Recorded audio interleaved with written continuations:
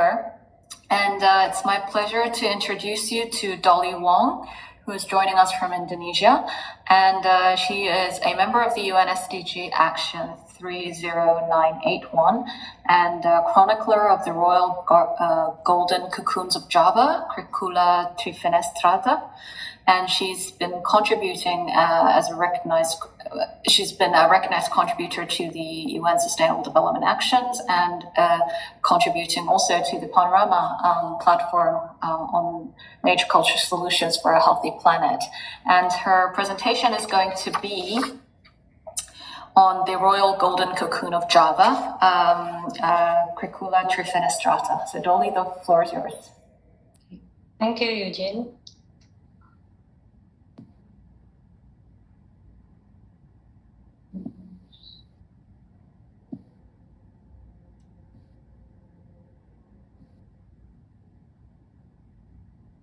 Can you see my slide? Yep, all good. Thank you. Hello, my name is Dolly. I have been following the story of the Royal Golden Cocoon of Java, Cricula Trifenestrata, since 2018. Cricula Trifenestrata is a wild silk moth that naturally spins golden cocoon. However, noxious pesticides, which is the agent of biodiversity loss, is widely used to cull Cricula, the well-known aggressive pest for mango, avocado, and especially cashew plantation all over the world. On the left, photo A is an example of the Cricula attack. Meanwhile, on the island of Java, Cricula larva and pupae is a popular high-protein dish sought after by the locals and tourists looking for exotic pellet. And the Cricula golden cocoons, they are trashed as the villagers see no value in them. In 1986, a wild silk study group in Japan transformed into the Japanese Society for Wild Silk Moth. Under Professor Dr Hiromu Akai's editorial leadership, veritable wild silk case studies and researches by leading scientists have been published in the International Journal of Wild Silk Moth and Silk, distributed among the members. In 1988, during the 18th International Congress of International Congress of Entomology in Canada, Dr. Akai founded the International Wild Silk Society to engage the exchange of knowledge, science, and research globally. In the same year, Dr. Akai proposed the Royal Family of Yogyakarta for wild silk cocoon utilization pilot program in Indonesia. In 1991, Dr. Akai first discovered Cricula golden cocoon in Bogor, Indonesia. There is no Cricula in Japan. Therefore, Dr. Akai was intrigued and promptly began his study on Cricula. Professor Dr. Hiromu Akai is the pioneer in unraveling the health benefits of porous wild silk cocoon, a potential biomaterial with higher level of antibacterial and wider range of anti-UV characteristics compared to the domesticated Bombyx mori.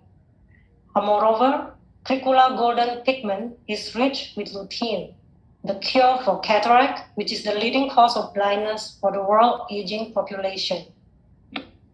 It has been a successful program, and there are tremendous discoveries on the biofunctionality of Cricula. However, today, for more than 30 years later, Cricula Trifenestrata is still labeled as pest in Indonesia and the rest of the world. In 2019, the United Nations recognized this initiative as a good practice in line with UN SDG 2030. And IUCN has curated and selected this initiative for a healthy planet, Panorama Nature Culture Solution for a Healthy Planet in 2021. We hope to finally disseminate and replicate this good practice globally as a climate crisis mitigation and post-COVID recovery business model. With simple tools and minimum investment, this initiative has significantly improved the livelihood of local villagers in Yogyakarta, especially the women who receive intensive capacity building as export quality wild silk spinners and cocoon craft makers.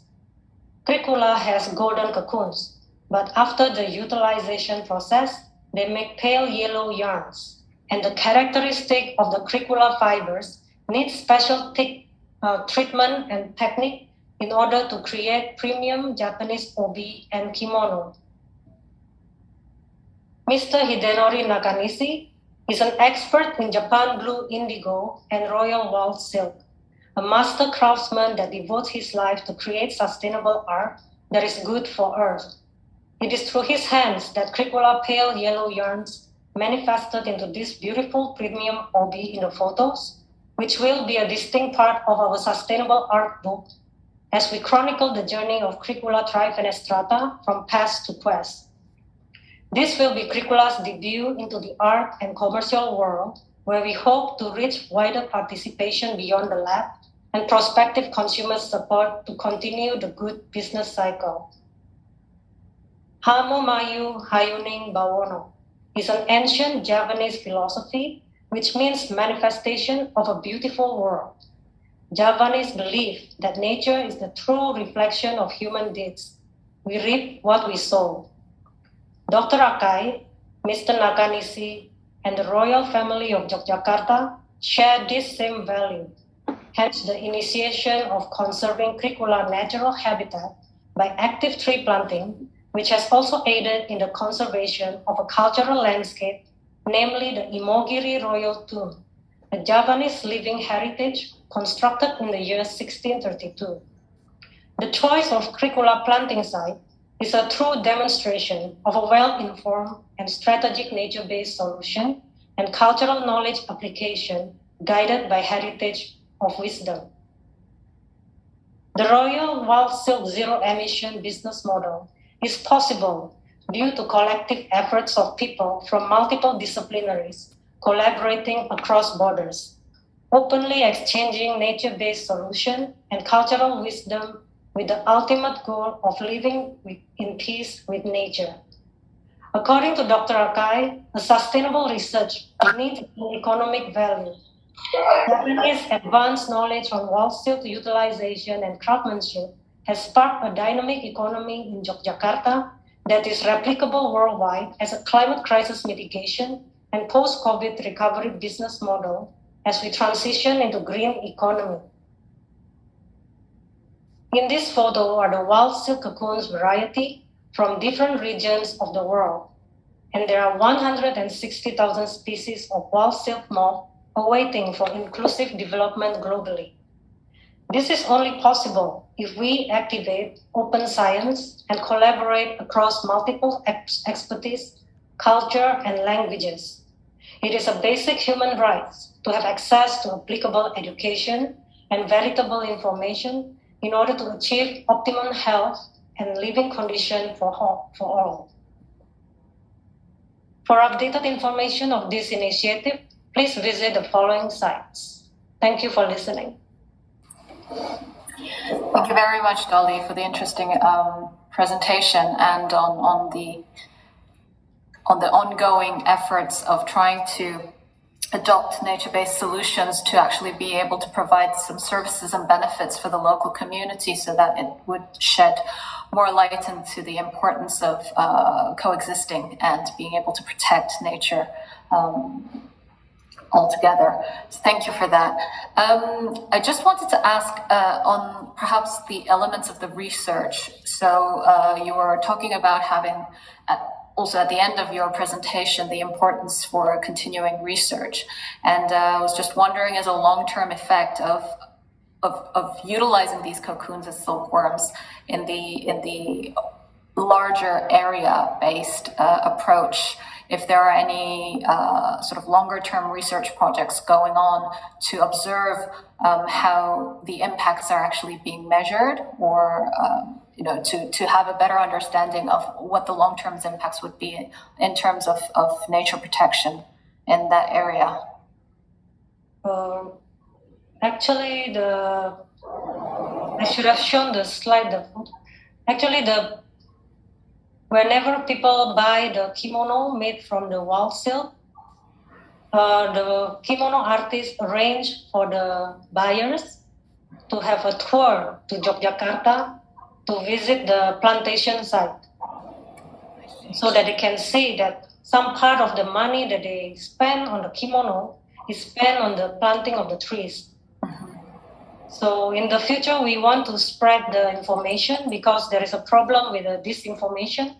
So everyone don't really know what is Cricula Trifenestrata, because each area, each country, they call it by different names. Right. So right now we have to create a proper channel of communication and create better awareness of this project by joining Panorama and joining ICCROM conference such as this. Okay. Thank you very much. I'm sure there'll be other questions coming up, so please stay tuned. And if I may, I would now like to move on to our